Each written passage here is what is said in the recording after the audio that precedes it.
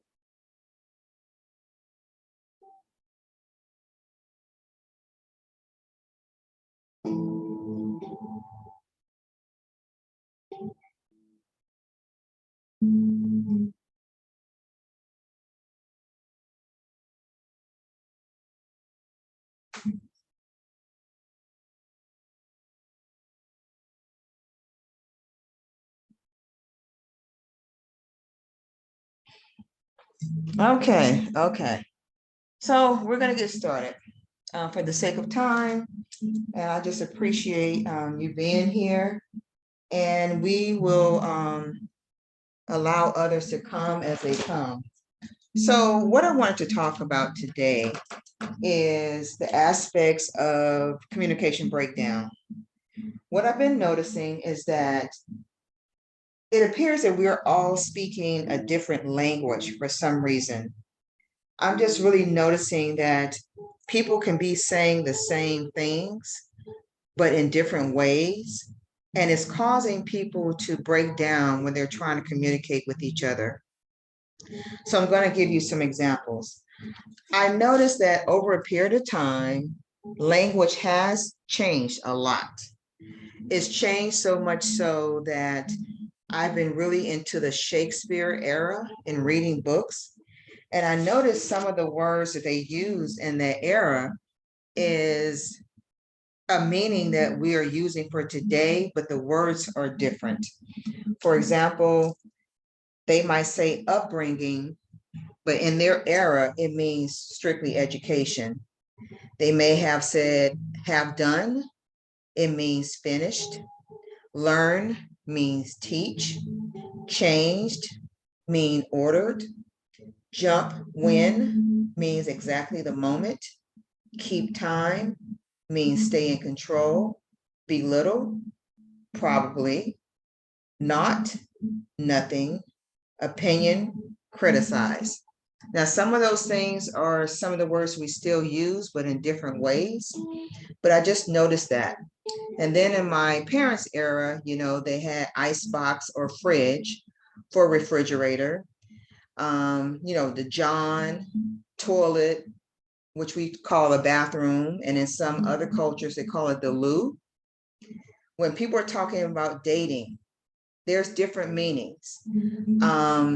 Where dating back in the day could mean that you are really connecting one to another in an exclusive relationship. But now dating can mean so many different things. It can mean that we are with each other, but we are seeing other people. It can mean that we're just only having sex.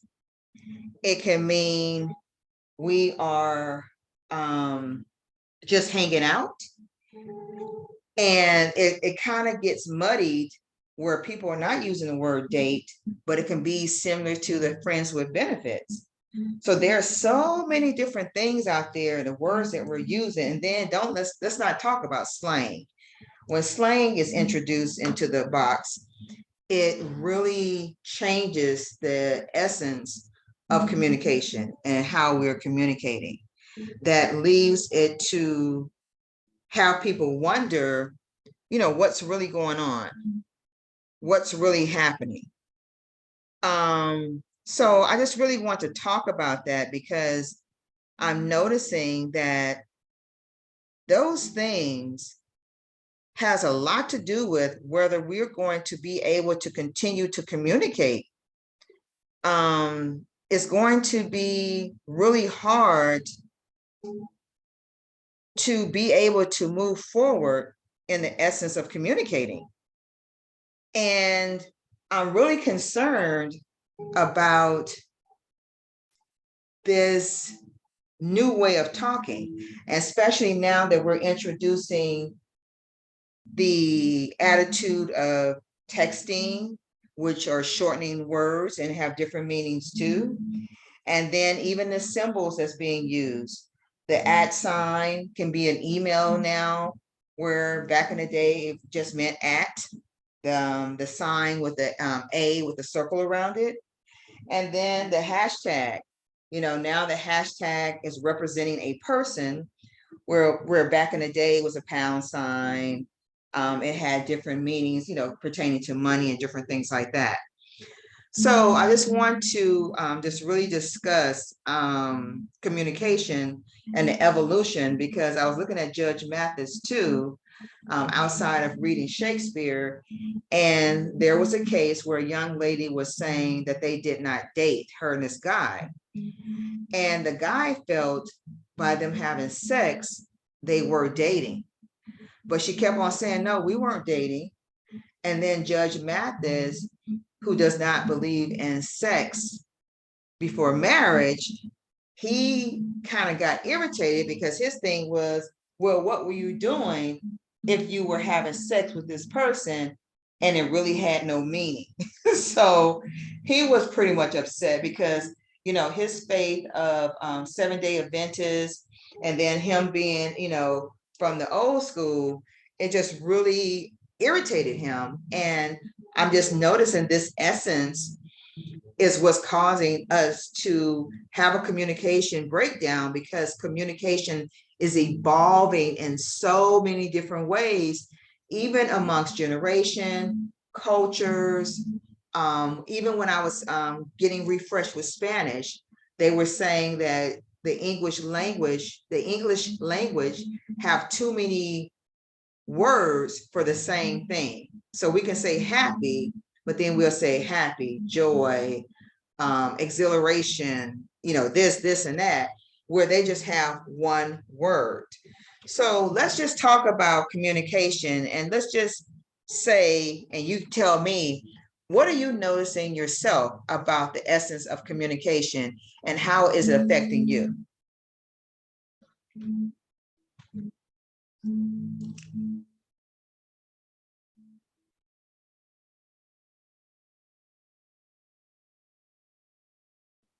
Anybody?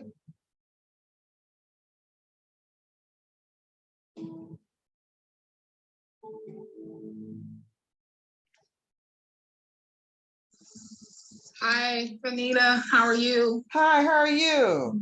I'm good. I'm good. So, yeah, good to be here. This is a really good topic, because I agree. Words and meanings mean a lot of different things to different people. And look, we have to be really careful. To me, because I really am someone who is a communicator and spend a lot of time, talking with people just in my field of work that I've been in. It's kind of like when I'm hearing someone share with me in a clinical setting or just on a one-on-one setting, I'm like, first thing I'll say is, okay, so am I hearing you say such and such? Is this what you mean when you say this? Because right. People have different meanings and understandings in a lot of things. And I know I've spent a lot of time with people, especially in other cultures. Right. And right. I have found out the hard way that in our culture, this means this, and in their culture, this means that. Exactly. And I never forget having a breakdown with one of my former sisters in the Lord, who was from Ghana. And we were roommates over 2 decades ago in Texas. And I said something to her and she got offended. Right. And I'm like, what are you tripping on? And we didn't talk for 3 weeks. And finally, because God was dealing with both of our hearts, what I said to her meant something totally different. I said, is that what that means in your language? That means this. And even, you know, in relationships, intimate partner relationships, you know, there's one thing, we don't actively listen to one another. We're so busy getting ready to say what we need to say. There's listening, and then there's active listening from your gut. You know, most of us have a hard time sitting still in our skin to wait until somebody can even finish a conversation before we start talking about what we need to say. It's like, wait a minute, okay, just sit. And I have said that to people, you know what? Can you just track with me in this moment and just sit in your skin? Just take some breaths. Just be still. You know, I don't need you to hear me. I was having a conversation with one of my staff, and she was so busy thinking she was in trouble. I'm like, look, you're not in trouble, but I need you to sit still and listen at what I'm saying before you start explaining something. So different words do mean different things. And then I do like the piece that you talked about with dating. Oh my God. Yeah, that's a mess now. And I've just gotten to a place, honestly, sis, where I'm at today is I start telling myself, you are good being single. It is all good. And I'm embracing that part of my life, because I do know when you start talking about dating, people have different conversations about dating. But I know with me, when I was doing dating, and even in, you know, my last recent relationship, you know, I don't do the sex thing. So I'm telling you straight up, if I date you, you can definitely check that off, because that ain't happening. You know, so you have to be very specific with people, you know, as to what different things mean. No, you're not going to be up in my house. We're not visiting each other's homes like that. You know, so you're right. We have to really communicate, especially women. We are the ones that set the tone and boundaries, especially in an intimate partner set situation with men or whatever. But it's a mess out here now. It's kind of like you have to step back and say, okay, what are you saying? Am I hearing you say this? Or are you saying that? Let's just keep it real. You know, and I'll say this and then I'll drop the mic. I don't want you to just be real with them.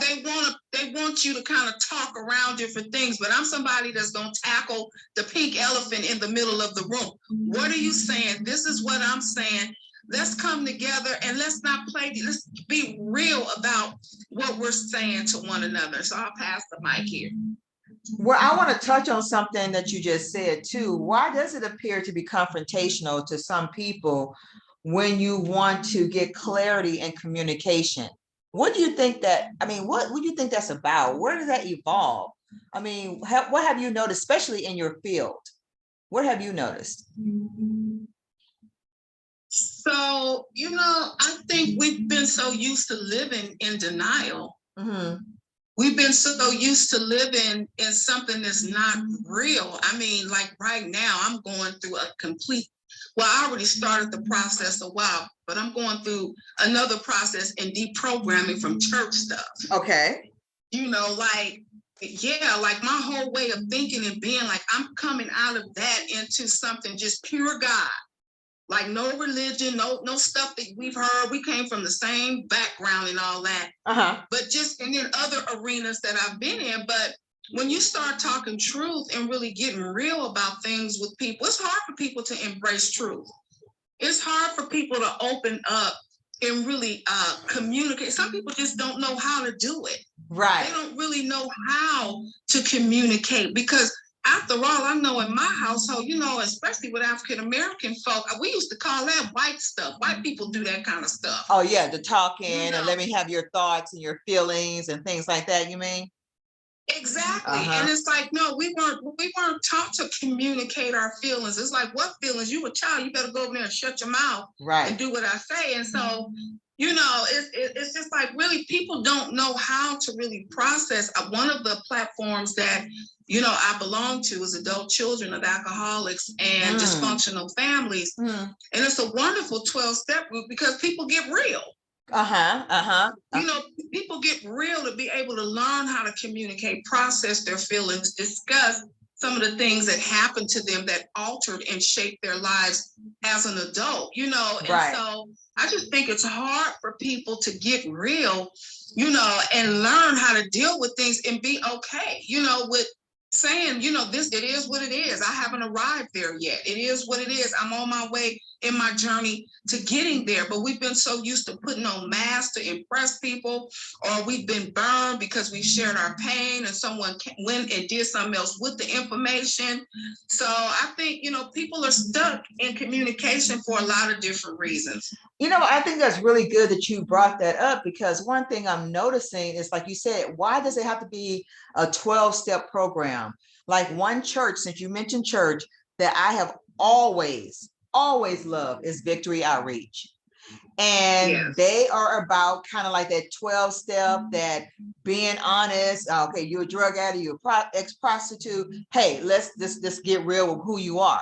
Where the other church, like you said, they mask all those things. And it's really something, like you just said, it's sad that people have to have an addiction or be what is it called, not committed, but they have to be probably ordered by the courts or something to go to anger management or go to some of these courses, which is really talking about the root cause of what's causing you to be the way you are. And it's unfortunate, like you said, it's unfortunate it didn't start at home to have a voice. But what's ironic on the flip side, where a lot of the other cultures may have had that, why are we having so many people melt down when they feel that they're not being respected for what they have to say, the Kens and the Karens? You get what I'm saying? Well, not the last part. I was flowing with you till you got to the last part. What do you mean? Okay, so the Kens and the Karens, they feel that they're not being heard. You're not listening to me, or you're not doing what I expect you to do. You're not doing what I say. Whatever in their head that is not being translated to the person they're talking to, it causes a meltdown, and it causes police being called. It can cause someone being shot and killed. You know, so what is that? What is happening with that? Because you have in one culture, like you said, us, where we're not being heard. Our parents didn't, you know, hey, sit down, talk to you, what's going on. And then you have another culture who did have that, but it's like they are melting when it's not being reciprocated the way they want. So is there some kind of communication that can be too much or not enough, or is it privileged communication? What do you think is going on right there? You know what? I don't know. I find that, you know, people are people. First of all, the first thing that you said, you know, about why does it take, you know, a 12-step program, or, you know, somebody, you know, end up in court with anger management. It's because you don't realize that you are abnormal until you hit some form of trauma. Gotcha. It's just like coming into Christ. You didn't know that you needed a savior when you were out there. Right. You didn't know you needed God. You were your God. I mean, you wasn't as crazy enough to say that I am God, but you did what you wanted to do when you got ready to do it. Right. You didn't have no boundaries. Yeah, I mean, we did grow up with, you know, some type of stuff. There was just some stuff that we just did not do. Right. But we still was not in Christ, like, you know, in that whole perspective. So you don't know that you need anything until you need it. Wow, that's a good point. That's a good point. So I used to say this when I worked in the prison with men. I mean, I loved it. I taught anger management, criminal thinking, and family relations groups. And I used to tell them, listen, consider yourself being the chosen one, because now you get to sit, whether it's 6 months to a lifetime, to process your stuff with God. You've been called out. So when you are released, you have an opportunity to make a shift, to make a change. First of all, you're not going to get there without a higher power. You're not going to get there without God, without a higher power. You know, mine is Jesus. Whatever you choose to call your God today, that's on you. But I'm telling you, you're not going to get there without having that spiritual divine intervention. Because if you could pull yourself up by your own bootstraps, you wouldn't be here in prison, bruh. Right. So it's just like, you get a chance to work on some of this stuff. Most of the men that I had in my group, they were getting released. So it's like, what's the mind off? What's the shift is going to happen? What shift are you willing to do in this moment while you're here? Because there's a real world out there. Don't nobody care that you've had anger management. Right. Don't nobody care about what you're doing out there. The world is still going on and it's still crazy. Correct. But you get an opportunity to use these tools. So I'm saying all that to say, you don't know you crazy until you find out you are really crazy. Really need some help. Right. And some support. Right. And then there's a maintenance program. You have to maintain whatever it is to keep yourself from going back to that bottom line behavior. I'm sorry. It's not just, you know, like I used to tell, you know, folks that I work with in treatment, if you're doing this just to get your child back, honey, you're going to be back out there. Right. Because it's temporary. Yeah. These classes to just knock time off your sentence, you're going to be right back here because you have not got it yet. Right. But the other piece that you talked about, you know, as far as people going off or different things like that, you know, yeah, we might not have been taught all that different stuff. We used to call it therapy and getting help and support. This is just unheard of back then for African-American people, at least the ones that I knew to really process like that. Right. And then you do have some that were privileged that had access to a lot more, and people are people. They did not utilize it in the proper manner, because it doesn't matter what side of the totem pole you fall on. Honey, God made all of us to depend on him. Right, okay? right. And if you're not in touch with that and not being real about what it is that we all know what we need to deal with. We may not know how to verbalize it, but we all know that we have something or some things with an S, you know, to process and to work through. Right. But as far as the short fuses and things like that, sometimes there's triggers. Right, sometimes people are triggered by childhood stuff. So all this, what was in the past when you was a child, you're not there anymore. I know firsthand, if you don't deal with that stuff, it just rolls with you in your adult life. You just get older. Right. But you can have somebody that sounds just like your daddy. And you're going to be up in their face saying, look, you know what? I don't like you walking up on me, talking to me crazy like that. And it's like, no, I'm not doing that.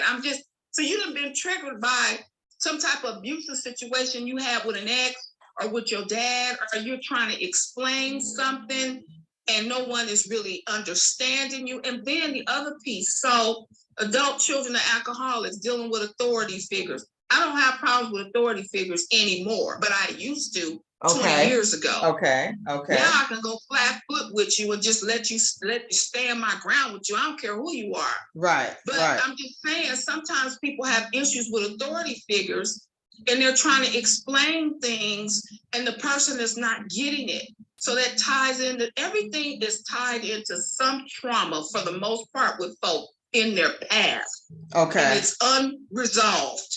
Okay. This has been my experience with people. Okay. I'll go on and pass the mic to you, sis. Okay. Because the reason why I'm bringing it up, because that is a evolution of the breakdown communication that is happening so much in the world today, where you have one culture confronting, talking to another culture, which can lead to that culture being killed or something happening. You know, some adverse reactions, you know, just like the other day in Henry County,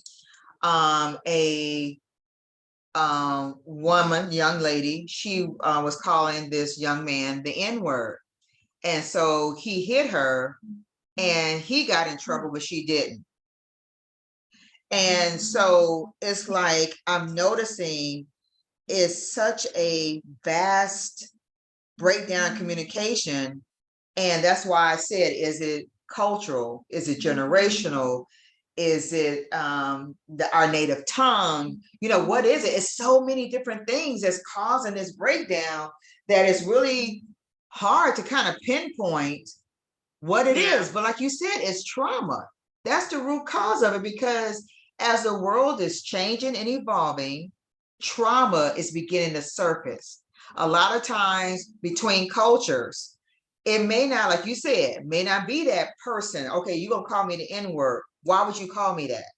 You know, because you hear it in music and you think it's okay. You know, what would make you say that and do that? You know, just like last time we talked, a young man had some cotton and threw it on a boy. Where you get cotton from? And then hit and then start trying to beat him. And it's like, where you get the cotton from? How are you trying to beat somebody? You know, that evolution of communicating, it's like, what is going on that's causing us to do these things? That's causing us to feel that it's okay, you know, to behave and be in the way that we are. And it's really unfortunate, you know, and I just don't understand, you know, what is, you know, happening. So I just really want to talk about this because I'm really disappointed. You know, I really don't know what to say that is going to help us to be in a different vein of communicating, to be in a different platform of doing better. You know, what are some of your suggestions? Well, I mean, wow. Yeah, that's deep. And I think when you start talking about, you know, the black and white card, or, you know, the racial issues that are happening in our day, I mean, that's just like another whole situation right there. It is so hate. It's just, it's such a type of wickedness that has flown through generations, you know, and that's just something I really don't know too much to say about that, because to me, I feel like, once again, I'm not trying to over spiritualize anything, but I do know that counseling and I get so tired of diversity trainings. I don't even go. Oh yes, oh yes, yes, You know, like all yes. this type of foolishness. It's gonna take a true and living God to cut that venom out of your spirit and out of your thought process from things that have flown from generations. You know, but let me throw this out here, sis. Okay. So at the same time, it's like we need to make sure that we're not calling our own selves the N-word. Right. That's why I said, what are they getting from music? What's going on? Yeah, you're right. Exactly. And it's so easy for us to come out and say it, and we're saying it in a comical way with one another. That's just something that, you know, I grew up with. We call.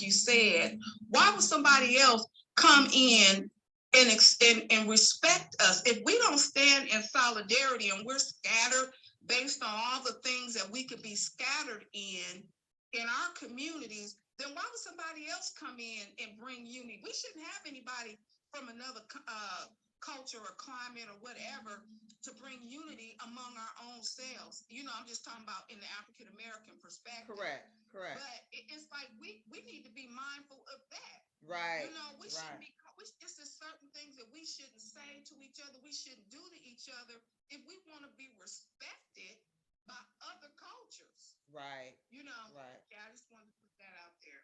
No, but you're right. You're right, because the thing is, one thing I've noticed, and it's been, like I said, once again, this is why I started this conversation about the evolution of communication, because you have other cultures who are confused, and I think they are rightly confused.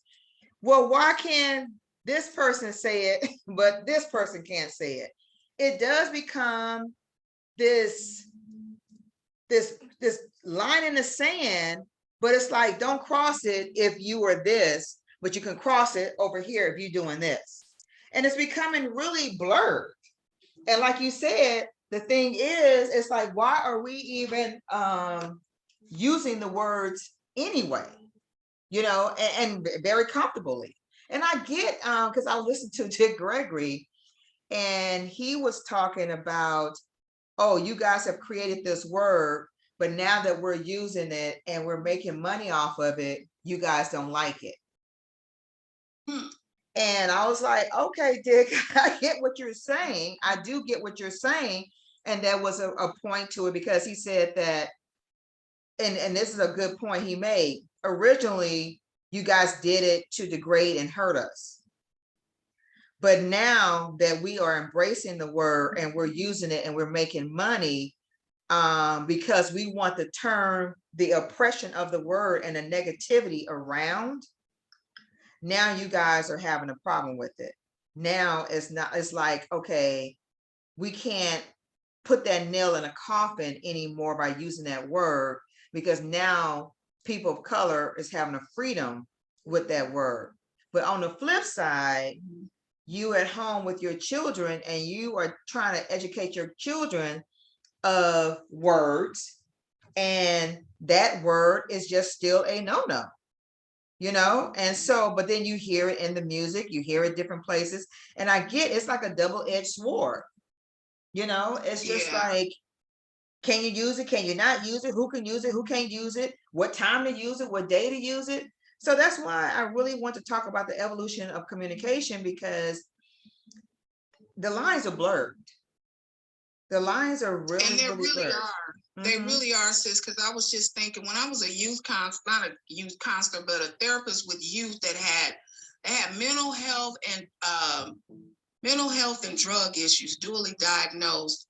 You know, these young people, it's like today it's becoming like a new world culture for them. Like it's a one world culture. I've heard white guys calling Mexican friends that N word and vice versa. Right. And it wasn't this big rah, rah, rah. It was just kind of like, you know, when you join a gang culture, it don't matter if you black or white, if you like the Norteños and the Serranos. I spent a lot of time working with young cats that was coming from the whole gang culture, you know, and I learned from the Hispanic culture, they were born into this 3 and 4 generations, whereas, you know, black kids, they got into this territorialism. They weren't born into no gang culture. Right. So I'm just saying with them, it was kind of like this, you know, this new culture that young people will come up and they'll say all types of stuff. Right. And they're just, you know, it's not nobody about to fight, don't nobody have beef with it. I think that's how come when we saw all this stuff happening in Minneapolis with George Floyd, all types of colors of young folk,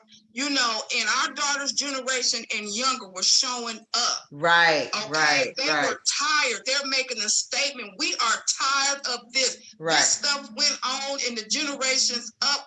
We are tired of this. And we are standing in solidarity together in this. Right. So, you know, you're right. And then, you know, you still have some that want to still use it, you know, in a negative perspective because they still dwindling in with racism, and that stuff is still in their bloodline.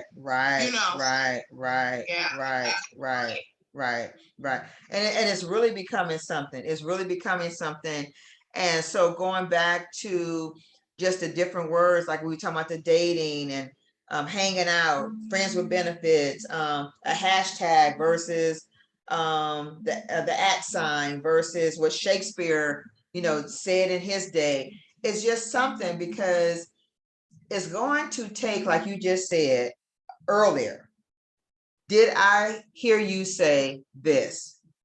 And stopping, like you said, and really hearing and listening to each other. Because other than that, we're not going to get too far with this, because it's really bad. Because I was just looking at on YouTube how this man was mocking Mike Tyson on the plane. And then Mike Tyson ended up punching him and beating him up.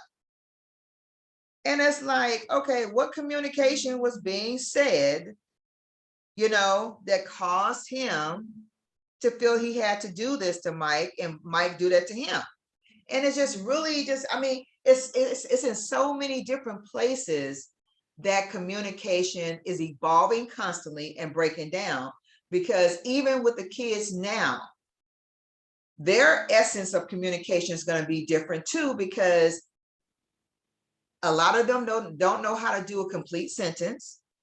They don't know how to speak correctly.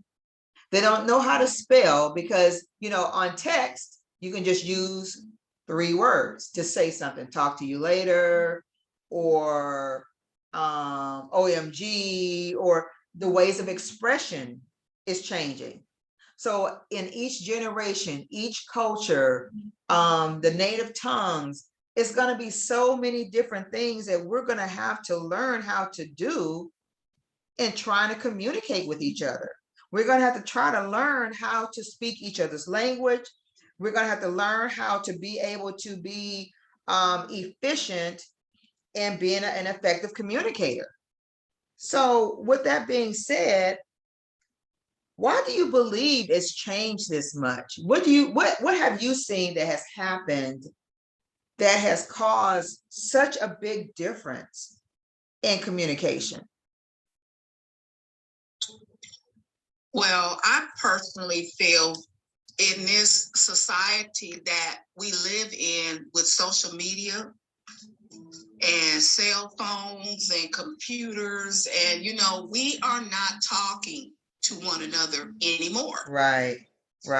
You know, we are not having, like you said, you know, teaching our children sentences and having conversations where a family used to sit down, Right. you know, and have conversations. I mean, I used to do this with my kids. When they got home from school, it was like, look, everybody get an hour to take a nap, kind of, you know, blow off your day. And then I want everybody back here at the table to discuss our day.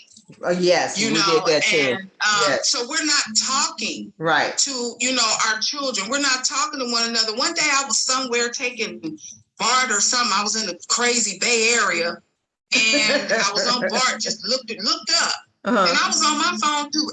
Everybody on the whole car was just on their cell phones. Yep. So we're not talking to one another anymore. Like you said, we don't have to use, when we have symbols, you know, to like you said, to express how we feel. Just throw up a happy face. Just put a thumbs up. You know, it is so simple. It's just like, wow, you know, and and for me, it's very difficult because I am a communicator. It is, I mean, that is my love language. I'm an intellectualist. If you are somebody that I'm dating or talking with, and your conversation is, I'm like, well, how was your day? It's all right. Right. Well, tell me a little bit about yourself. Well, you know, it ain't that much. You know, I go to work, come home. That's it. We're not going anywhere. Okay. Right.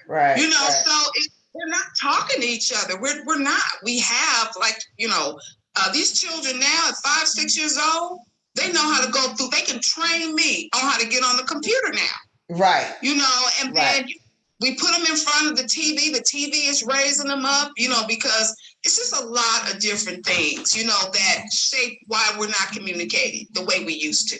Right. And just to add on to, good evening, everyone. I came in a little late. Just to add on to what Mama Michelle was saying also, is no guardians, it's no gatekeepers, it's no, like Michelle was saying, it starts when you're young. If you don't talk to your children, then you have teens that don't like to communicate, and teenagers don't like to communicate anyway. But you don't have teenagers that don't like to communicate, and then they become adults that don't communicate. Right. Because you don't quite know how to articulate your words. Instead of saying, how you doing? It's like, what's up? You know, right.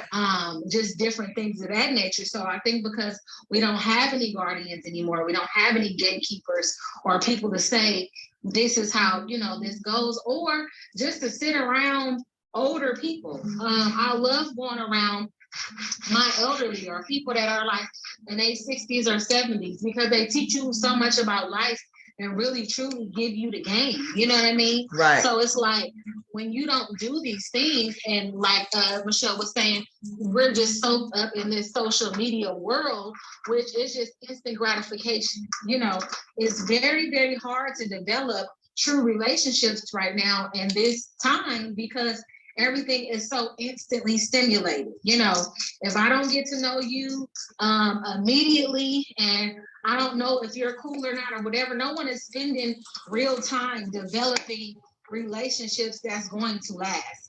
And then it's just like, oh, well, it didn't work out. Y'all didn't communicate enough. You know, you didn't even get past the representative of a person before you decided to take to the next step, or you decided to discontinue the relationship. So I just think that over time, things have gotten kind of dummied down. I remember I was talking to you about when I hate when people say a certain thing. Can you guys hear me? Yeah. Oh, okay, I'm sorry. I hate when people say something and another person say same. Yeah, you did. I hate that. Like, oh, I love you, same. Oh, I feel this way or that. Yeah, same.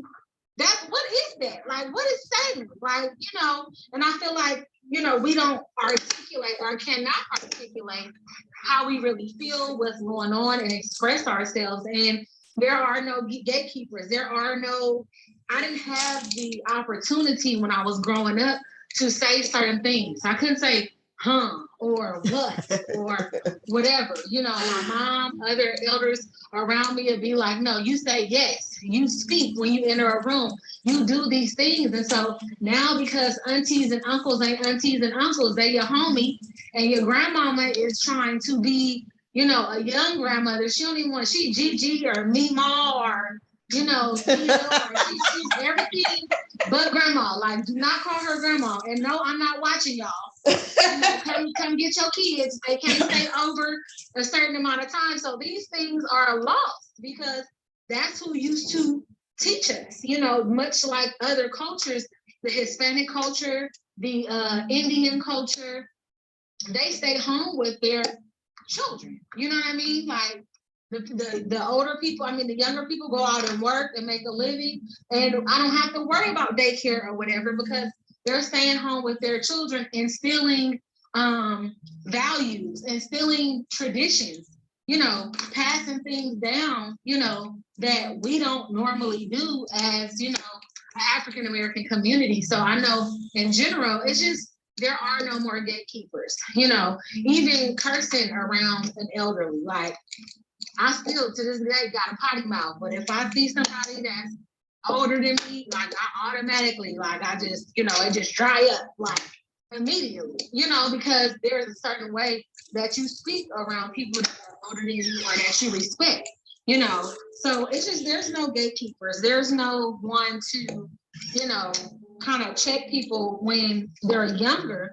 And so they just become adults now that just are communicating with the trend. And if it continues like this, we're all going to be pretty much like, well, not all, because I refuse to adapt to that, but people are pretty much mute. They don't know how to express themselves. They don't know how to, you know, y'all just looking, like you're just staring, like you can't say hi. I'ma just look at you to death. And then it's just like, oh, hey, how you doing? But then you don't say, it's just very strange. So I'm hoping that outside of having to be intoxicated, you know, drunk or, you know, have some type of stimulant to make you come outside of yourself and speak, that we are able to, you know, step up and kind of change some of those things. But as long as there are no gatekeepers, and now you almost can't say stuff to youth and young adults no more. You know, even if we was being bad, somebody said something to us, regardless of whether you knew we knew you or not, you was older. So we're gonna listen to you and we're going to correct ourselves. Now it's like, who are you and who you talking to? Like, I don't even know you. Like, why is she saying something to us? I shouldn't have to know you to correct you, you know? Right. And again, also in communication, it's the way in which people say things to people also, because when I was younger, people used to be kind of disrespectful. I ain't gonna say disrespectful, but when I was like, who you talking to? Or watch your mouth. They wasn't talking to me respectfully. Now it's like, to get a communication across or to speak to who you're trying to speak to, you have to give a certain level of respect that I don't think that older people are willing to give, because they like, I'm not changing. Like, this is who I am. You should respect me. I'm not gonna come to this youngster. No, you don't cuss them out, but just in the way that you approach, saying, hey, how you doing? Can I say something to you? You know what I'm saying? That's how you have to approach it now. Versus people used to be all in my business. Like, you need to watch your mouth. And you did it, but I just had that respect to where that type of thing didn't bother me. But now these youth and young adults now are having a certain level of ego, and it just grows with you. And now you're an adult that has these same communication issues. So hopefully, each one teach one. Hopefully we are able to correct that, but it definitely starts with the children. Thank you, thank you, thank you. So let me reset the room before we go further. So the reason why I wanted to have this topic, the evolution of communication breakdown, is because as I was reading like Shakespeare, words that was once used back in the day, like upbringing, which is education, have done, which is finished, not, which is nothing, belittle, which is probably, keep time, which is stay in control. And then you have words now that we're using, like for example, the hashtag represents money back in the day, but now it helps to identify a person, hashtag Nikita Nicole.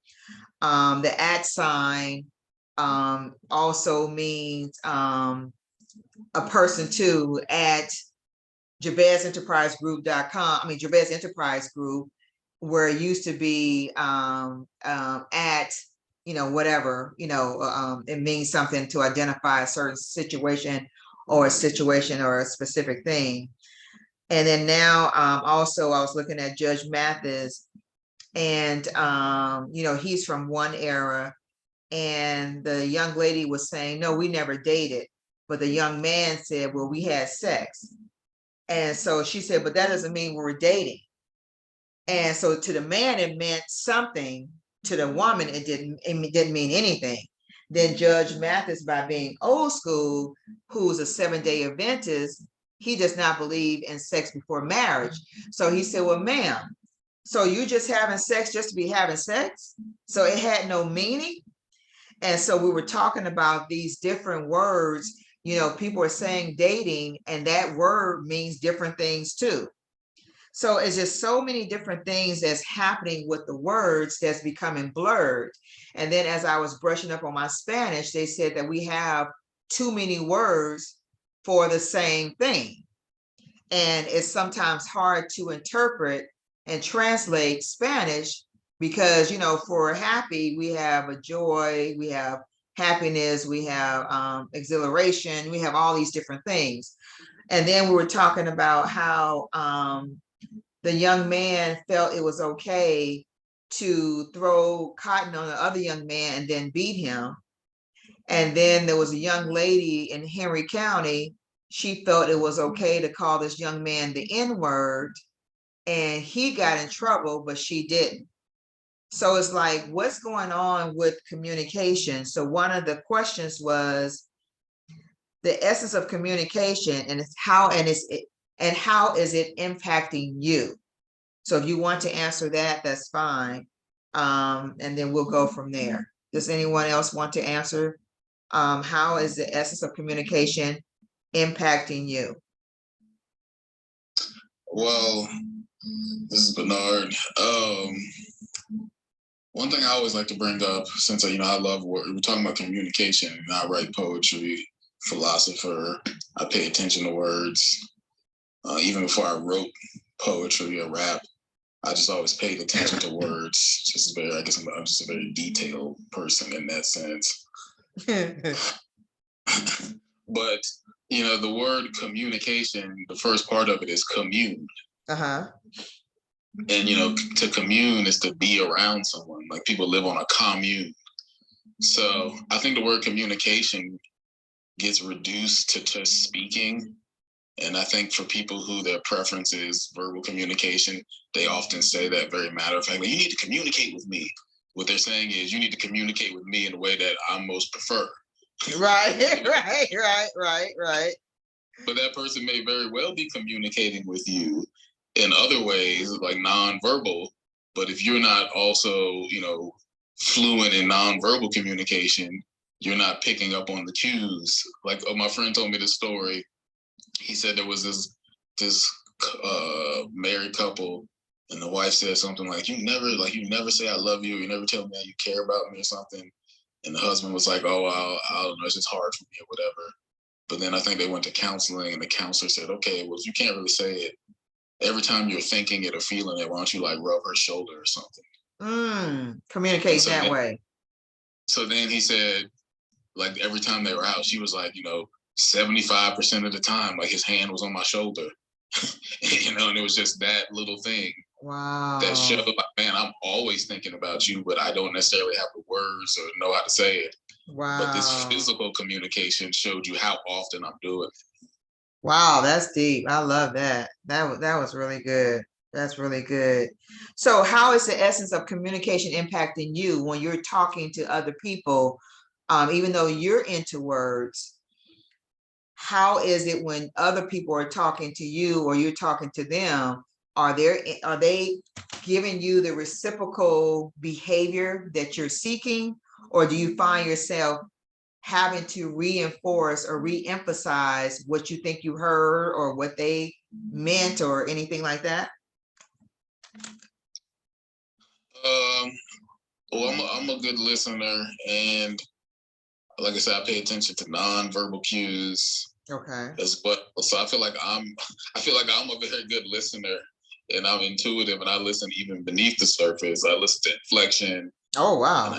Someone saying, I'm like, oh, okay, so they're really asking this. So I definitely don't feel like I get reciprocal most of the time, because a lot of times I'll pose a question, and I'm not asking a question. I'm like saying, think harder. I'm not asking a question like Jesus in the Bible. He would ask questions. You're like, what's he talking about? Right. And he's like, I'm trying to get y'all to go to the next level of thinking. Right. So I feel like I just often pose questions to people, thinking that they get what I'm saying, that they're kind of intuiting, like, oh, he's calling me deeper. He wants me to go a little higher, and they just answer the question directly. I'm like, okay, like, all right, you missed the point, because I was hoping that you were going to stretch yourself and try to like go a little deeper into your own self and give me a response from your unique point of view. Okay. So you kind of just leave it alone after you have tried a little bit. You just say, oh, forget it. They're just not getting it. Is that what you're pretty much the results, the impact of communication for you? Eventually, that's how it turns out. I mean, it depends on who it is. There's some people I can just kind of tell that their depth is like, okay, they haven't developed it, so there's not a chance that they even gonna get it after I explain it again. Okay. But when people say like, what do you mean? Like, I will say, okay, well, let me rephrase it, or let me give you a metaphor. And sometimes, people are like, oh, okay, I see what you're saying now. So I don't give up, but I definitely feel like the majority of people who I run into, it's a lot of work for me to try to communicate, because I feel like I have to do a lot of the load carrying of just trying to get the conversation to the level where I want it to go. Okay. That's cool. Okay, and then the next. I think just really quick, I think when I thought about what Bernard was saying about community and the commune, I think in the way, the people that communicate the same way are okay with that. So just say, for instance, the younger people, they're okay with communicating in the way that they communicate. My generation is okay with communicating in the way that they communicate, and then you guys' generation. So it's like when he said that, it made me think about, in those communities, they feel like they're communicating fine because they can understand each other. They can be sitting by each other and not talk to each other and be on the phone and sending messages to each other on the phone, sitting right there. But for them, nothing is wrong with that. But I know, especially in the States, we are the most shallow, high expecting group of people ever. Like, we have excess of everything. We want everything. We want to be involved in everything and exchange nothing for it. Oh, wow. Yeah, so you want to go to certain events to do certain things and just have these kind of for my generation or for a person like me would be shallow. But in that community, that might not be shallow. They might be like, oh, that was the deepest experience I ever had. Like, and I'm like, oh, what was the person's last name or what did y'all talk about? And then when you tell me y'all interaction, it was just like, y'all didn't talk about nothing. You know what I mean? Right, so right. It's like the people in that community is, the people in that community are in line with the other people in that community. And like Bernard said, it only falls out of sync when you try to cross the bridges with someone that is not affluent in different communities, right. or have not expanded their minds enough to be able to be adaptable in different settings and different communities. So when he said that, that just made me think about that, because in those certain communities, they're communicating just fine. But I just know in general, we want so much of everything, especially in the States and our culture. As being Americans, we want so much for so little exchange. And it's just like, we go around kind of empty, almost like zombies, connecting or going to others to fill us, Right, so right. Whether it be music, whether it be movies, we're always seeking to do something. But when you have an opportunity to have a real true connection, especially in certain generations, it's like you can't even fathom how to do that. So then you basically just could become an energy sucker. Like you just going around trying to figure out, what you can get for the least exchange. I'm done. And that's really interesting because, I'm a book reviewer and I'm reading a lot of children's books. And a lot of these authors are really helping kids to learn how to articulate words. So one book is called Use Your Words, and it's teaching a child, okay, this is how joy looks. This is how sadness look. And I was like, this is really interesting because like someone said on the call, we have to learn how to go back with our children to teach them how to use words and how to articulate it, because some of these issues are the reason why as adults we're having problems. And then another author, I forgot, the book is called Thank You, Please and Pardon Me. And this author is going back to the essence of just etiquette. And it's like, wow, that is a lost art. And that's what I kind of prefaced when I wrote the reviews. It's like, these things that you guys are teaching is beautiful because it's a lost art. And it's really unfortunate that it's a lost art. It really is. I mean, it's just like mind-blowing that it has to be books going back to that time when I was a kid to say, hey, child, read these books. These are things that you need to be a well-rounded person, because it's lost. Like Nikita was saying, parents aren't being parents. Grandparents aren't being grandparents. Uncles and aunties are not being who they're supposed to be. There's no teaching. There's no education. It's like, I want to be the next best thing, so I don't have time to teach you the basics. You have your mama teach you that, and the mama's like, I'm working or I'm trying to get the next best thing. Have your whoever teach you, the schools teach you. It's really crazy. Yes. It's really about learning by example, though, because if you really think about it, children don't, listen to your words, they watch your feet. Right. So you can't say something to somebody and you don't do it. So you never really told me, well, in certain circumstances, when I was excited about something, you would be like, what do you say? Then I'd be like, please. But I always said thank you. I always said excuse me, because in our regular practice of life, I would not be acknowledged if I did not say these things. Right. I could want something all day, but if I didn't say excuse me, I was not going to get the floor or be acknowledged. It's like now the new thing is I'm going to sit and wait till you move out of my way. Right. Exactly. Like, to where I look on my shoulder and I be like, did you need something? You cool? Right. And I just, yeah, I was just trying to get by.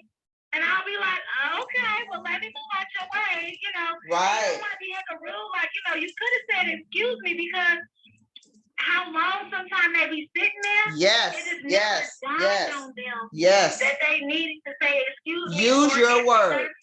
Use So your words. Excuse me. But Yeah. you sit there almost like 2 minutes one time. So it was just like, you know, in those circumstances, as a parent, yeah, you know, you can tell your children certain things, but they watch what you do. Right. If you're not a polite person, if you're not saying please, thank you, yes, you know, no, or pardon me, can I get by you, whatever, or greeting people, saying hello when you come into places, they're not going to do that. So it's most of the times you learn by what you view and you're around all the time. Right. You know what I mean? Right. If you're around people that are cheating, if you're around liars, if you're around people that scam and is always trying to make $1, as a youth, or a child, you will naturally become one of those type of people unless you have someone in your life to guide you different, or you just are, you know, you just get to a certain point where you have enough spiritual intuition, you know, and you really have purpose. Not to say, you know, people don't have purpose, but there are a lot of people that are placed here just to usurp time and energy. But you find out like, oh, I don't want to be this person, or I don't like the way this frequency or this energy is. I want to do better. But most oftentimes you become the people who you're around. So it's not so much like, oh, yeah, you can tell your children, but if you don't do it yourself, 9 times out of 10, they're going to continue to do what it is that they see you do, and not so much what you tell them. Yeah. I really like what Nikita just said. That is so on point, because nothing has irritated me more in the line of work that I do than to work with people that want to badger and beat up on their children, and they're not doing anything, and they don't realize that they are the source, and it's in the generations on where these sources come from. Right. And it just makes me think about when my daughter was, 13, 14 or whatever. I just told her straight up, because, outside of me being in Christianity, I recognized that I needed me a therapist. Like, I found out, okay? And I told my daughter, if there's anything that you want to shift, you're going to have to shift it through working on some things to stop what has gone on in the generations. Just being honest, and that's what we talked about earlier, before everyone got on the platform. It's like, we have to be honest with ourselves. Right. And stop walking around here talking about the drug addict when you at home and you an alcoholic in the closet. Right. Okay. Are we telling these young people not to do this and do that, and you done it, or you did it. Right. You know, and so it's like being real. What are we communicating? Like Keita said, I'm looking at what you're doing. Right. I can see. That's how come I was open and honest with my kids. My book was an open book. I mean, I had shared a lot of my story with people just in different arenas. But my life was an open book, because they see what's going on anyway. Right. You know, and the other thing I wanted to say, books. You talked about books. Books, it's like, when you ask a child what's a book, I can go on my cell phone and get what I need to get. Just looking at this whole social media platform, everybody is on their cell phones. Everybody got a laptop, a tablet. Ask my grandson's mother, why does he need a tablet? Why does he need a cell phone? An iPhone. Furthermore, why is my iPhone? I can't afford nothing like that. Why does he need that? Right. Why does he need 2 earrings in his ears at 7? Really? Right. I mean, come on. It's like all these things is nonsense. Right. But that's how this culture and this generation is shaping books. Right. We stopped buying them books after, they like 5 or whatever, and then it's going to the electronics. So there it is there. There's no mental stamina to stretch, the creative imagination, the thought process, learning the words. And then the last thing I want to say in my therapy sessions that I've done with clients, and even when I work with a group of men in prison, I had a sheet called feeling words, because I wanted you to see the faces connected to the words, so that if you didn't know what that word meant, well, get a dictionary and look it up. Right. Look up the word and then identify that face, which can explain what you might be feeling in this moment as we're processing some of this stuff. Right. So it's like, yeah, we've lost that. You're right. We have lost those types of things. And and we talked earlier, you could just post emoji up and say, you know, hey, I'm happy. Just put a face up. I'm sad. Just put a sad face up. Put a thumb up. So it's cool. You know, and then I did want to, you know, point out, I like with, you know, Bernard had said, you know, first of all, somebody that can articulate, because, you know, they always say men and women communicate differently. That is another issue in itself. Right. But to be able to articulate and share, you know, communicational styles on an intellectual level is always a plus. And so I applaud you for that, and I'll pass the mic. Right. That is that's really profound, because the thing is, I love the statement that Bernard said that was close to what Michelle just said, what was close to what I said about the children's book, that people cannot articulate and maybe have to go back to basics and say, okay, well, you know, touch her on the shoulder if you're feeling this, or like Michelle was saying, show this face that means sad for you. Like the kids book says the same thing. Okay, if you're happy, this is how this look, you know, express that. Because it's like people are not able to really display how they're feeling. And with technology, and like Michelle and I was talking about earlier, like the emojis, or just using 3 words, talk to you later, you know, OMG, whatever, that people don't even have to articulate really what's going on, because people are not, like Bernard is saying, people are not forcing you to do anything. They're just accepting it. Like Nikita said, they're just accepting whatever you give them. They're good. But really, are they good? No, they're not. Because, you know, like Nikita had on her talk, what was it, just called suicide? I think it's called suicide, on her mental health and new wealth last Friday. And she had an expert, and they were just talking about suicide. And the suicide rate is almost 1 million. That's a lot a year. That's a lot. So something is going on with the evolution of communicating. There's such a breakdown that is more than we realize.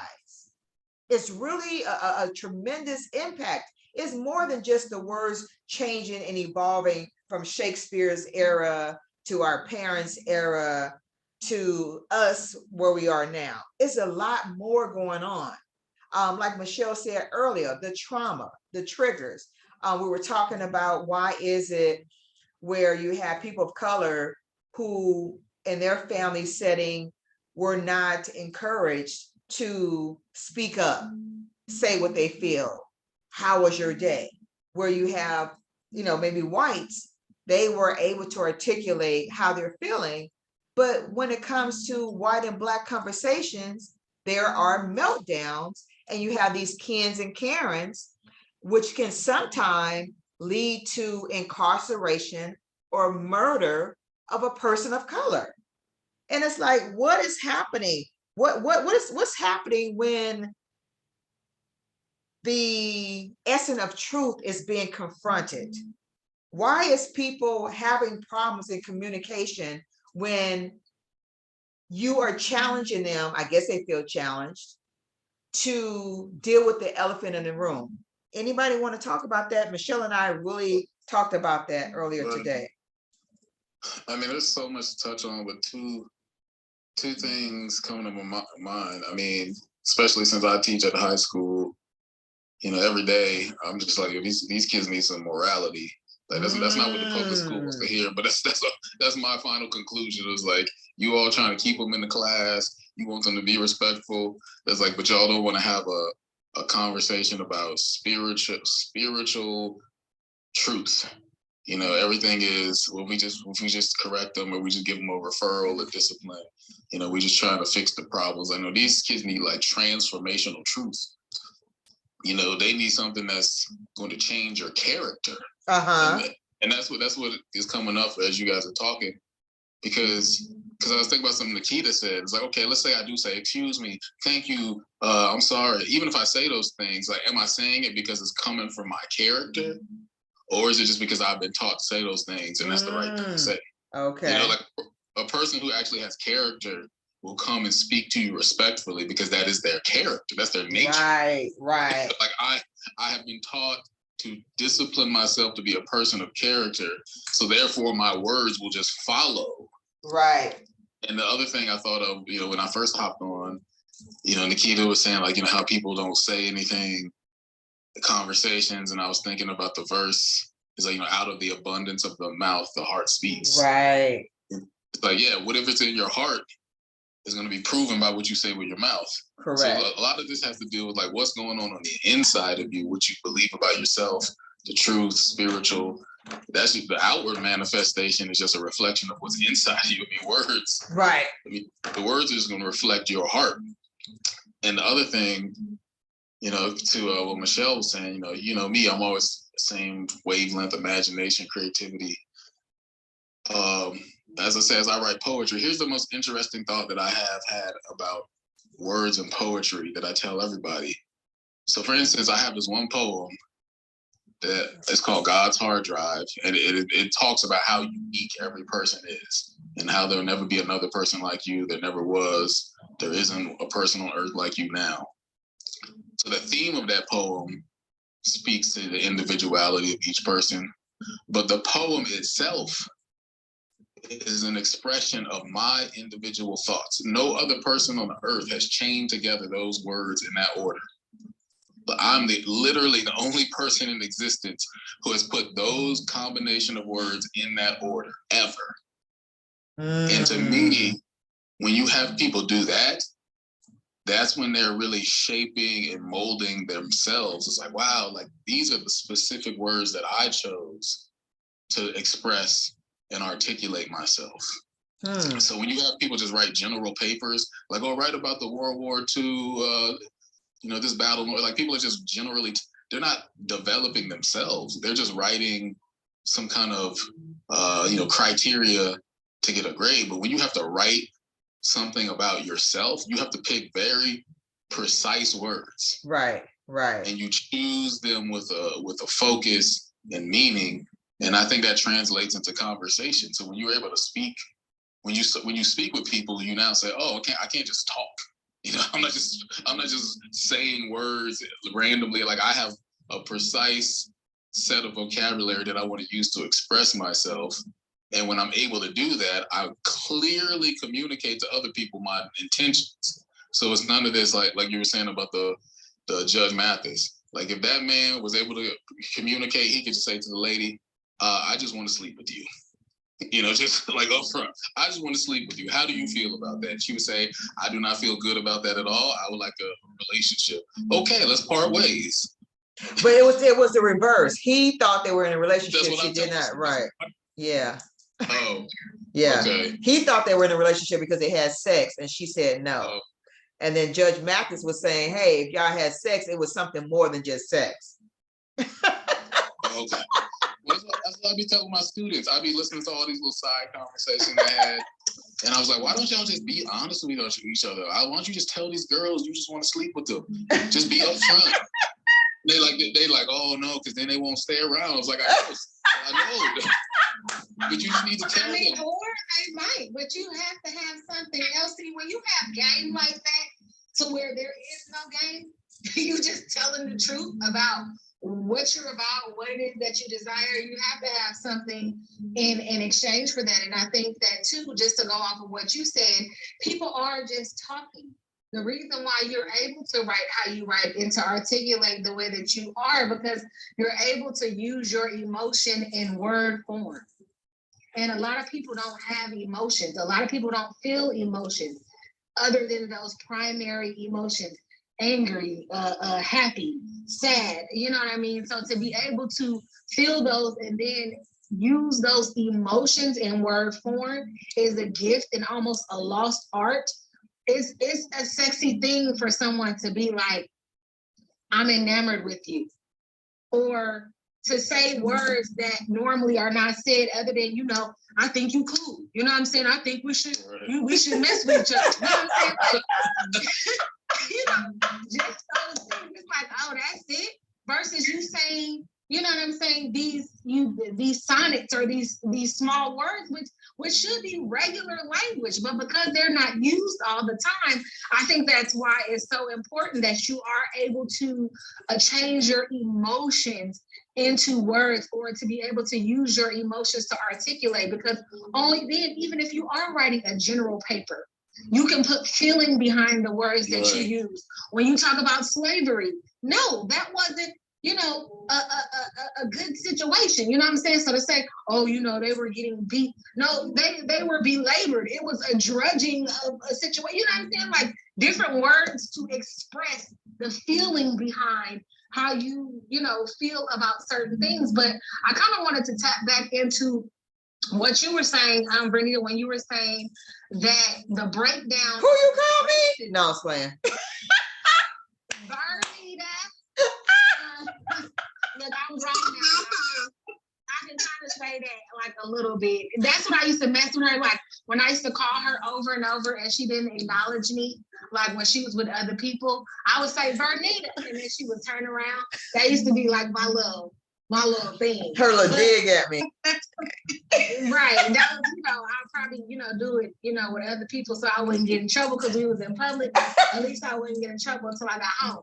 But it really made me talk. I mean, think about when you were saying you were using the race, you know, the different races. And let's not be confused.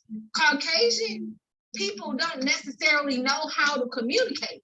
Just like what we just did right now, there is a certain reverence that I have with you. And so I don't say certain things out of that reverence. Caucasians are able to say things to their parents, superiors, and other people that they wouldn't normally say to, you know, regular people. You know, shut up, mom. You know, you're stupid, dad. Like, yeah. So they're not articulating anything. They're not, you know, really, you know, when you left or you had to do that extra shift and you weren't able to be at my basketball game, I was really sad when I didn't see you, you know, up in the stands. No, they're not saying that. They're like, Dad, you're stupid. Mom, shut up. You know, so they're not communicating either. And so when they become older and they are able to maneuver, you know, in the world as Caucasians with this level of privilege, then especially when someone of color says, no, you have to explain this to me. You have to give me more than that. I can't just accept that you just didn't know, or, oh, they're quick to be like, oh, I'm sorry. No, that's fine.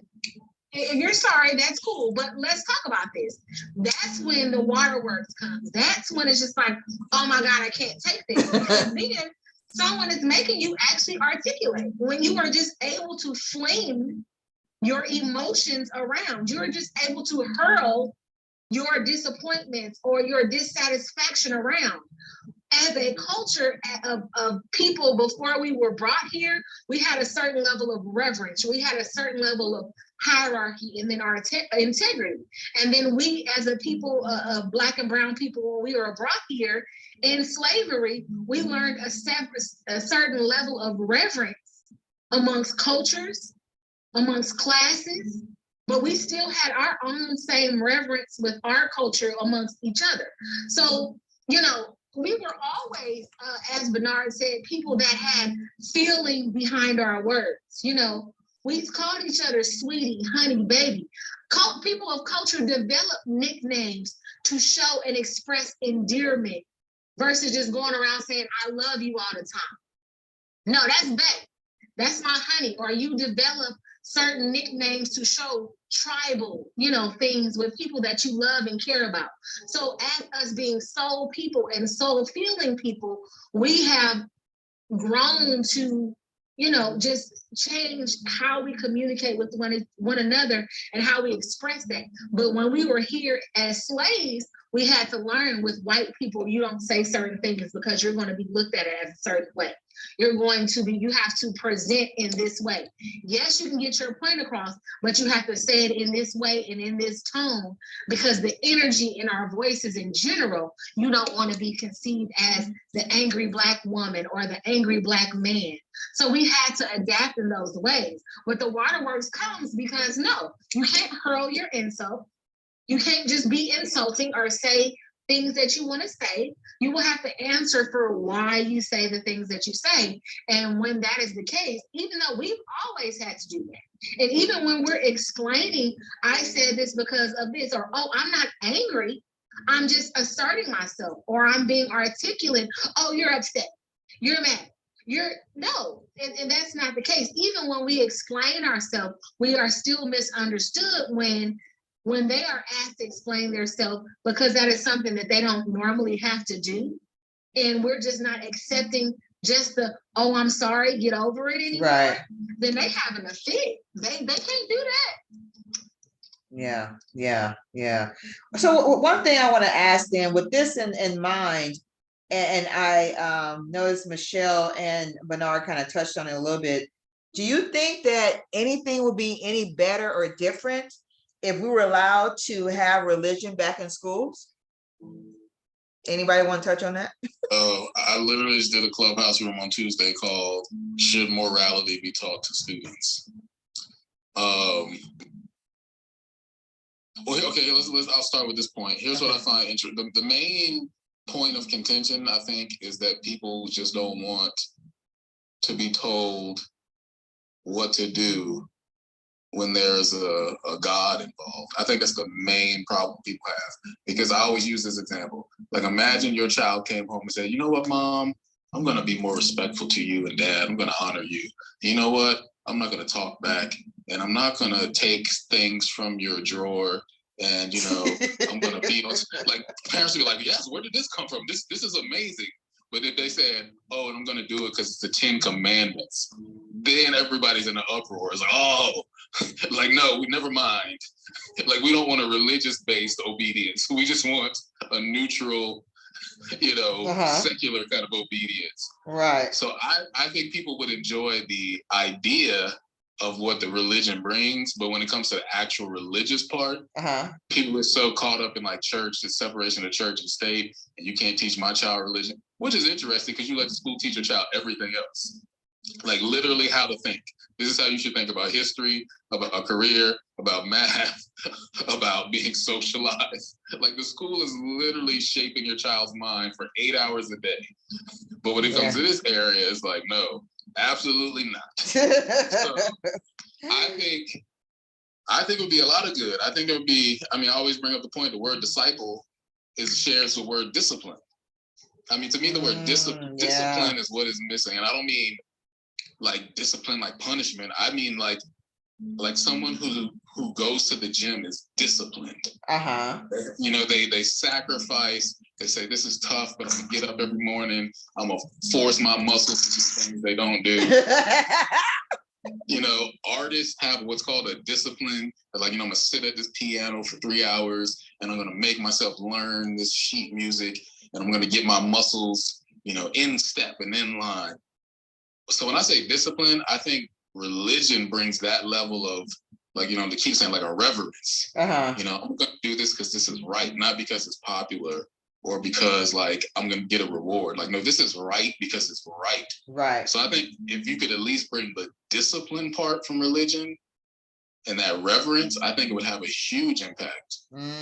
Okay. And that's what's so crazy too, just to hop on what Bernard said also, is kind of piggybacking on what I said earlier, that we want so much in exchange for so little. So it would be great to say, you should say, please, thank you, things of that nature. But the children now are so inquisitive, whereas I was very inquisitive too, but a lot of things, if you used to tell me, okay, this is what you need to do, I would just be like, okay, if it's not harming me, if it's not bothering me, okay, no problem. But now it's just like, you need to say, please, you need to say, thank you. You need to be kind to others. And people are like, why? Based on what? Like, who said I should be kind? And so it brings, you have to have some type of backing. And like Bernard said, you can't talk about Christ, you can't talk about Buddha, you can't talk about these other philosophies or these other doctrines, because then that brings in total division. Why can't I just tell you to say please and thank you because it's polite? Why do I have to tell you who said that it's best for you to do that? It's almost like when we were kids, it's like, because I said so. You can't say it because you said so no more. You have to give reasons why you should be polite, why you should do that. And so in that way, like Bernard was saying, it's kind of no way to, because of how children are structured and how society is structured, they would rather you be immoral or immoral than to give their child a level of doctrine. But you can't express these things like, kindness, politeness, these things without giving some sort of stature, because it's not law, it's not earthly physics. Yeah, it's karma, it's give and take, it's ebb and flow, but you can't explain that to a child in that way. Why do I need to say excuse me to you? If I step on your foot, why do I need to acknowledge that?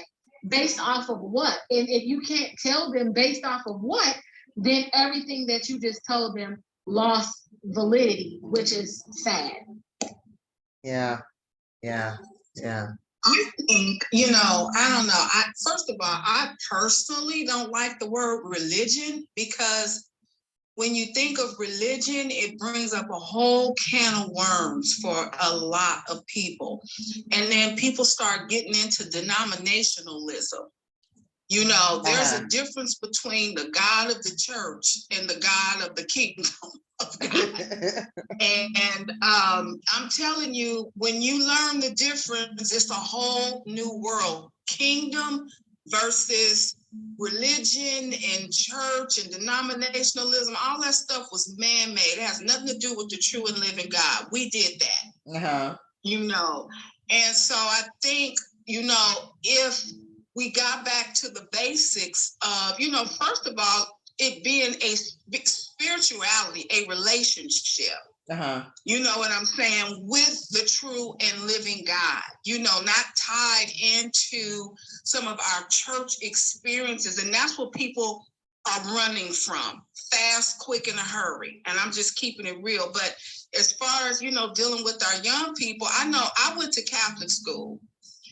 And in fact, I was sharing doing an interview with someone, and one of the questions was, what was some of your favorite subjects in college and high school? And one was religion. I loved English and reading, but one was religion, because it connected me to a source higher than myself. It connected me to that inner part of me that thought, made me think about how I felt, courage, strength, feelings. It connected me with that more than, I wasn't even about no church culture at that point.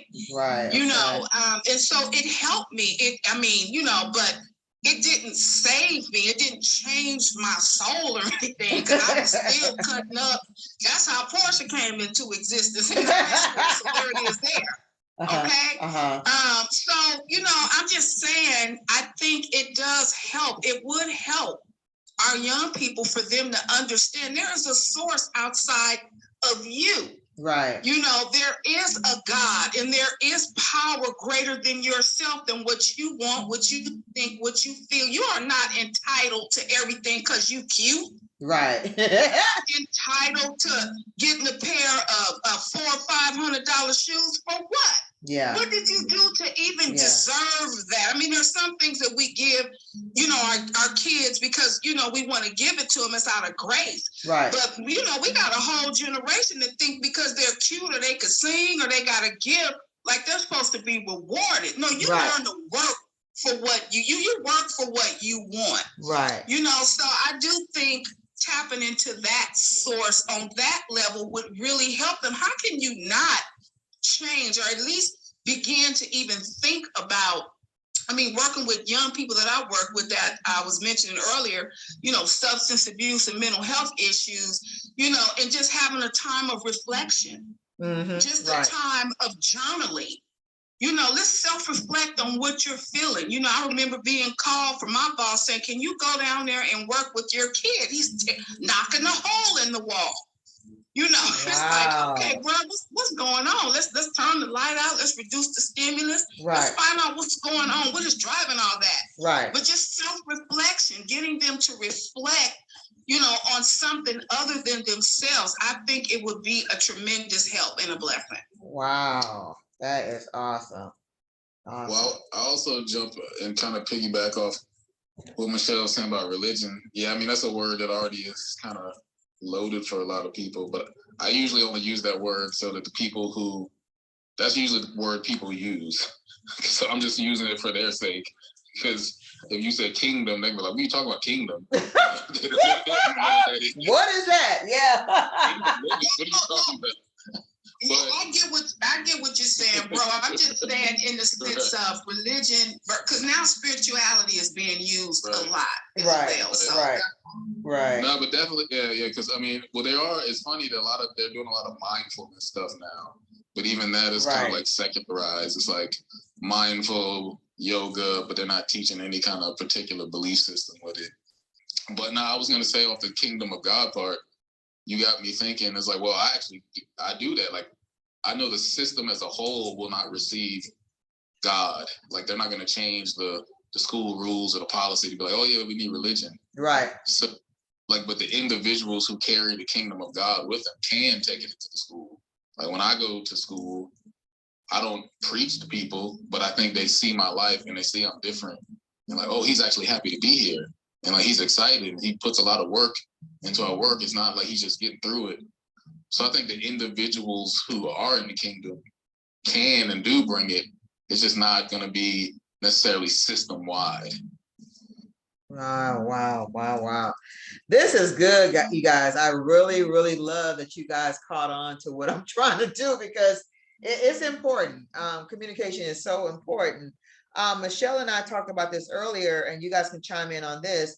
So why do you believe that the evolution of communication is so different now? Because it's really interesting. People who are or were not aware of Shakespeare and some of the old school philosophers, they will say, oh my God, Shakespeare was so romantic, or in the Bible, certain people like King David, he knew how to romance God. Why do you think the evolution of communication has changed so much? And why are some people now searching to find the beauty in words and language, but may not be able to articulate how they really feel? If this is making sense to you guys. I think it's kind of like what you were saying, and what's in the words of what you're speaking of is evolution. Evolution changed the way that we communicate and how we evolve, because at a time there was no, I'm gonna call you for a date. I had to come to your house and speak to your father on the porch and ask, could I take you out on Saturday? And then he had to go get you out the house, and I had to ask you, do you want to go out on Saturday? And then I walk home. So there's intention behind that. Then it became, I can call you on the house phone. We both get out of school at a certain time. I make sure that I call you on the house phone. If your answers, if your phone privileges have not been revoked, whatever have you, and I can talk to you on the phone, a certain amount of time, and then just to ask you, well, they got a movie coming out.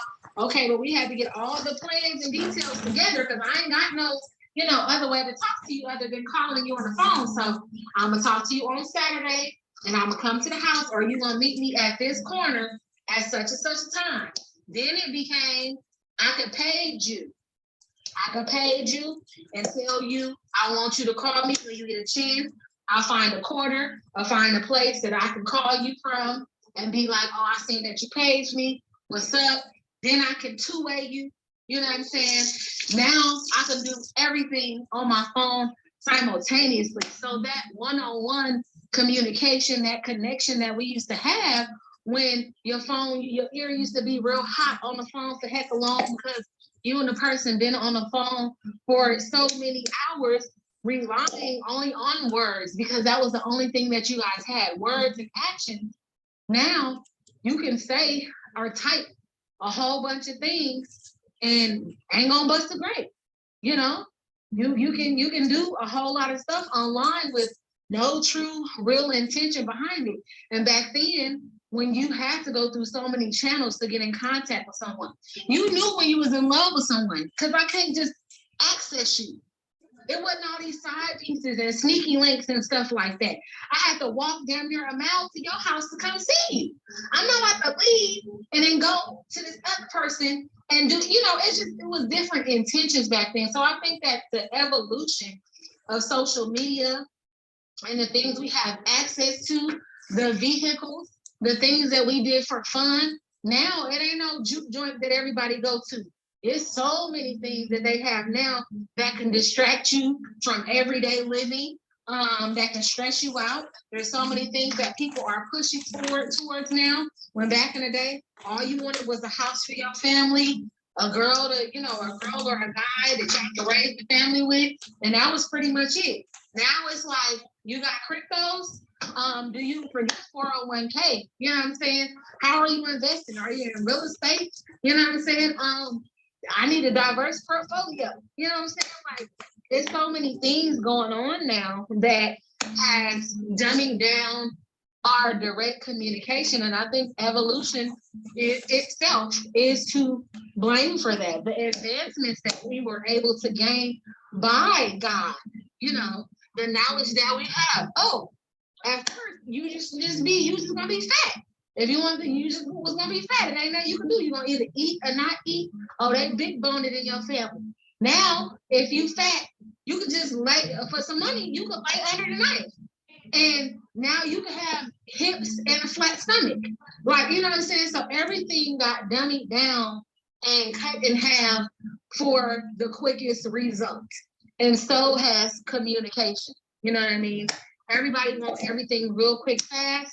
And so, like Michelle was saying, and you were saying, now I'm sending you emojis. So evolution itself is the reason why communication has become askew, because we have evolved in such a way to where there's so many avenues to do something that we innately were able to do, like spelling.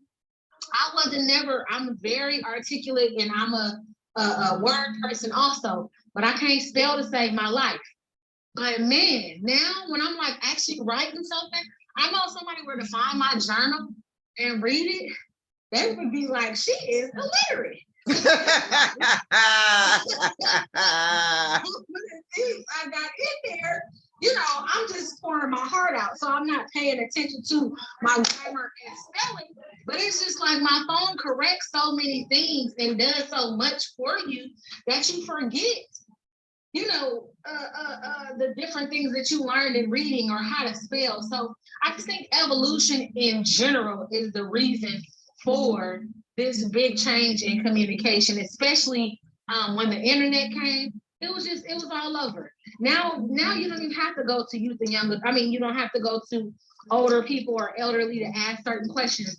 You just look up online or you look up on YouTube, which is not good information, but you can get an answer instantly. So I think evolution itself is the reason for it. Okay. Yeah, I'll add on to what Nikita's saying. I mean, I think if you take what she said and add to the idea that there's been a loss of purpose, you know, individual purpose, and overall, like we were just talking about, like a spiritual purpose, like, you know, you've been put on this earth by God to do something specific. Because I think, you know, evolution and, you know, how we change as humans is going to happen. And I don't think those things in and of themselves cause the problem. It's just when the purpose is removed. So, for example, at the church I used to go to, this guy used to teach about American history, and he made this point. He said, you know, technology and advancements are good because it creates more time for leisure for us to do things like to get to know God and worship more and read the Bible. You know, he's like, if you create things that are more efficient, it takes away from you having to be out in the fields all day working, so you can do other things that are more, focused towards your spiritual development.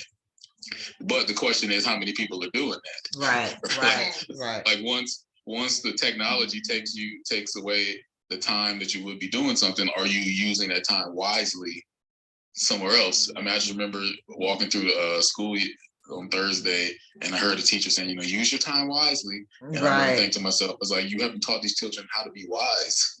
Like, they don't know what wise is. That's just a phrase that people say.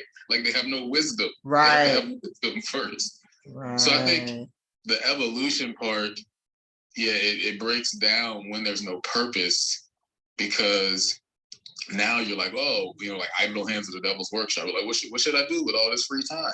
I know, I'll do nothing. And I've seen that with some of my students. I'm like, hey, this is the class. You can do whatever you want. I want you to come up with a project, and it's just going to be on your timeline. And some people do nothing because they don't know what to do. They have no purpose. They have no aim.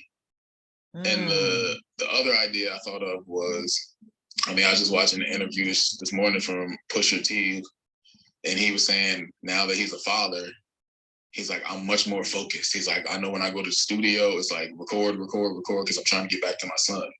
So it's like when you have that pressure of knowing you have to get something done because you have other things to do, you're going to be more purposeful.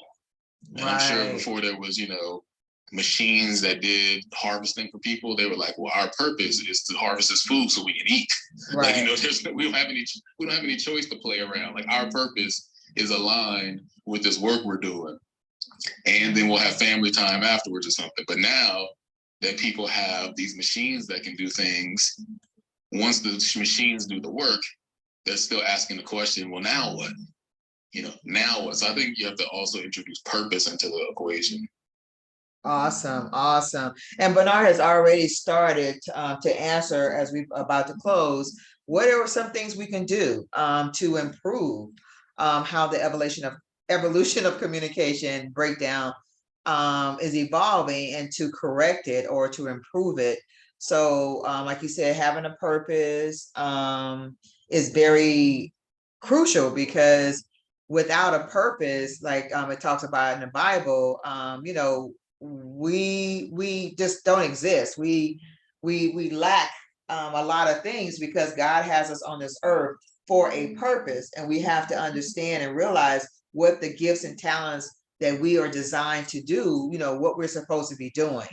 And like you guys are saying, a lot of people are not channeled as children in how to do things. I was talking to a young man today as they were doing the deck, and we were just talking, and he said, I said, what you gonna do for yourself when you get older? Because you're 17. Oh, I'm gonna go to school for entrepreneur. I said, but what does that mean? You need more focus and direction of what that means.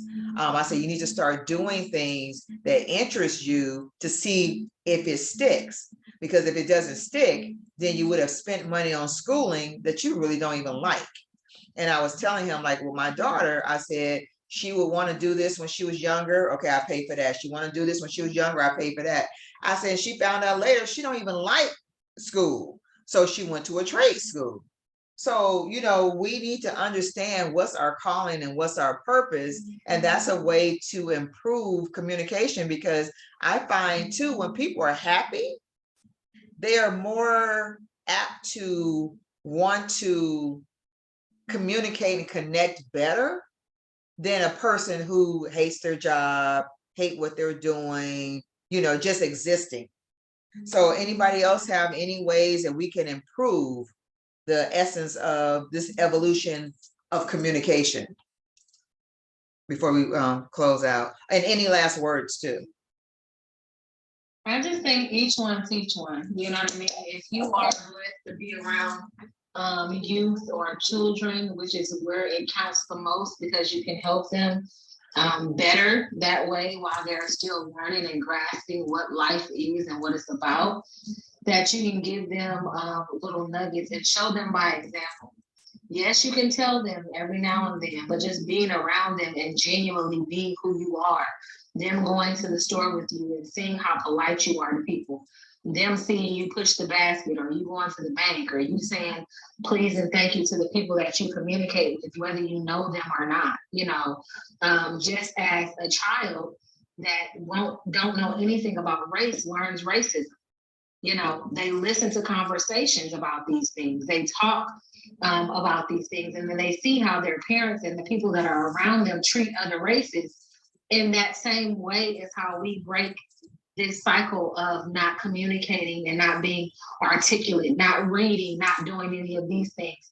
If the children never see you reading or never come around you and you're a person of very few words, you can be a person of very few words, but just make sure that the words that you are expressing is articulate and impactful. And that you express to them that you do see them, and you're not judging them, but maybe try this, or let's try to use your words or express how you're feeling right now. I think that would be very helpful. And then you have to also too teach adults how to treat you as you're getting older. I find, kind of like my mom had to do me, when other adults just try to push past me or don't say excuse me, it's almost like I have to do them like a child and not acknowledge them. If you want to sit there, for long and not say excuse me, then I'm gonna just keep on going about what I'm doing. You know what I mean? I don't respond to certain energy that's lower than what my energy is, and especially with adults at certain points, I don't feel like everything is, I'm not gonna go around reprimanding adults. I can only just stay in the energy and the vibration that I'm in. So that's me being nice, that's me being kind, that's me not being, rude, and just going by the principles that I grew up with and using those, whether you're an adult or not. Awesome. That is so true. Wow.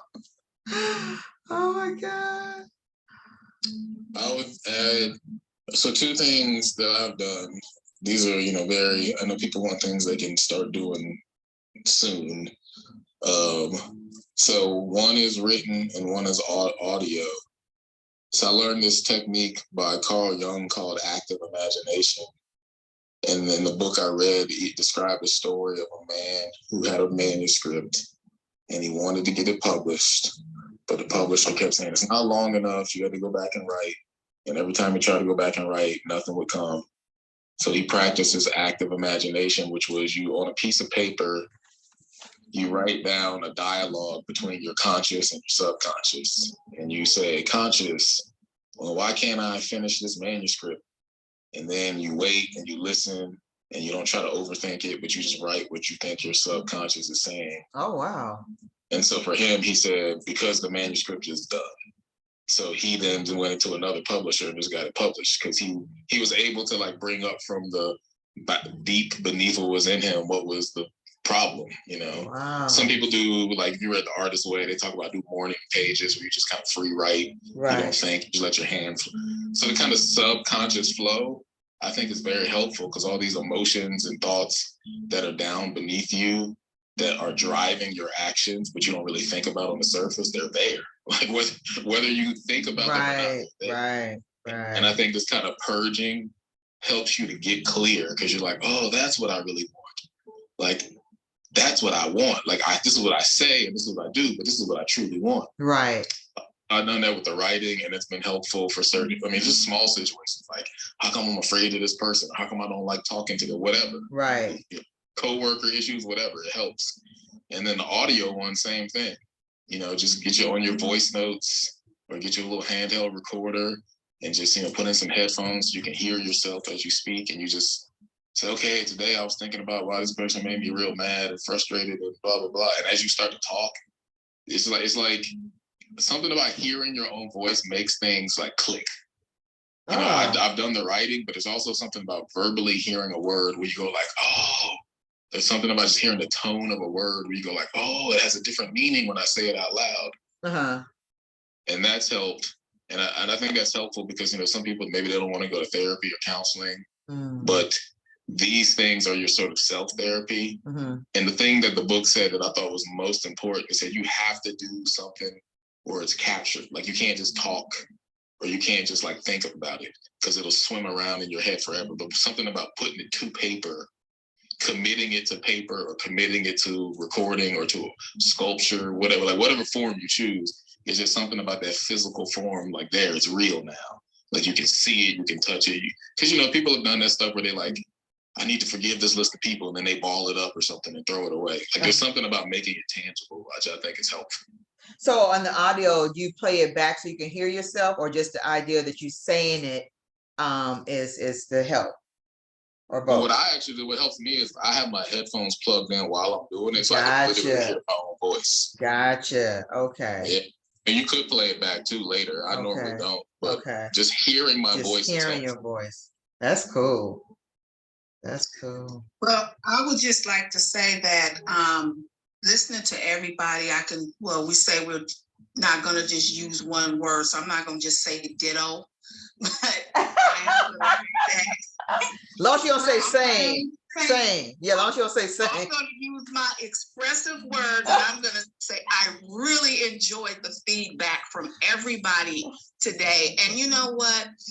This has really made me think about something. So you talked about purpose, you know, knowing your purpose. And I think the other important piece to include with that is knowing that there are, for me, like looking at, there are purposes in God, and there's just different things that are over. Sometimes you can stay in something too long, and you should have been left that a long time ago. Come on now. To walk into something different, and that is where I am, because you guys know my journey is taking me to Georgia, and there's been, you know, I've been looking at it one way, but God has shown me there are other ways to get to where you need to be going. Right. So I'm examining some other options, but I know in the way that he's used me before, I'm looking at another purpose. And I've been asking God, and I really I'm just cringing, because I was like, God, I just kind of feel like there's something that's going to take me back to working with young people. Because I have such a heart for young people, like the things that they do. It won't be in the way that I've done it before, like on the whole therapy culture, me being a therapist. It won't be anything like that. It'll be more coaching. In fact, I just had an interview to do this type of, you know, work with young people, teaching them English and spoken word, because I'm also a poet. And so I'm just kind of waiting to see what happens with that. But so I'm saying all that to say is this was really powerful. Thanks for showing up and listening to that voice within you, Sister Vernita, just in sharing it, having this conversation, because it's definitely sparked something in me in my searching for the new thing. I mean, there's some other things that I foresee, but just how God wants me to step forth and be fully in this new possibility when I'm there. And so I do really, you know, really appreciate this conversation, and, you know, being, you know, fully expressive and, you know, sharing with, you know, people how to communicate, you know, how to use your words, having the, you know, creative faces to explore what these words mean, and tapping into that whole feeling source to be able to write it and articulate. And not only that, helping them bring out what's already there. Sometimes the communication and the different styles of doing things are already there. You just need someone like a midwife to help you birth it. Right. And that's one of the gifts that I have, is to help pull out what's been sitting dormant for whatever reason. And a lot of times it's because of trauma, or you haven't really had the space or the place to let it come forth into full fruition. So I am really grateful for this platform, and everything that I heard today has just been so over the top and powerful. So thank you all for being on this platform. Thank you. Just one more thing, and I'm just thinking about why we communicate. And we communicate to express how we feel, and a lot of times people are really like pent up and they don't express. And communication is basically just getting out how you feel, that exchange of energy and frequencies. You know, if someone says something negative to you, you don't have to necessarily respond, but you still took on that wave of negative energy. So now, what do you do with that when you have it within your spirit, you know. So I think it's important whether people communicate or use it in words, just to exercise that additional energy. And I think people can be a lot more kinder, a lot more thoughtful if they're not just having emotional junk within them. If they get things out, whether they work out, whether they do art, like Bernard was saying, do art, sculpt, whatever it is, to express that energy that's just sitting dormant. Because oftentimes we don't use a lot of ourselves to be able to empty out the way we need to within each day. So every day it's piling up, piling up, piling up. And then that is why the suicide rate is so high, because these people are just overwhelmed with energy that they don't know what to do with. Right. They're confused. And so it's just important for people just to, you know, maybe talking at first might not be your thing, but writing, but exercising, riding a bike, whatever you find peaceful to, you know, expel the additional energy that you take on a regular basis, so that you can be emptied out, and then you can more so be thoughtful, mindful, because you're not having this basically clog of energy within you. So I just think, you know, in communication in general, just to do something that you can express that, dance, you know, whatever that is. Oh, thank you so much, Nikita. So I just want to say thank you, everyone, for attending another episode of Sick Saturdays, which is based upon our book, Speaking in Colors. It is always our goal to make sure, you know, people learn how to take the stress out of communicating while building their self-confidence. We want to make sure you effectively communicate in all forms of and circumstances and situations, and learn how to work with those who are different from you or who seem difficult to work with. These are some of the reasons why we come to you every first and fourth Saturday to just discuss different ways that communication impacts and affects us. And some of the key words that I noticed today was triggered, morality, process your stuff, chosen one, spiritual divine, criminal thinking, gifts and talents, and purpose. And the quote for today is from Barack Obama. It's important to make sure that we're talking with each other in a way that heals, not in a way that wounds. So thank you, everyone, for just being here today. And I just really highly respect your time and just really respect all the comments that everyone has given today. So until next time, just be blessed, be safe, and be aware that God has a purpose and plan for your life. Bye. Thank you. Bye, everyone. Bye. Thank you. Bye, everyone. Bye.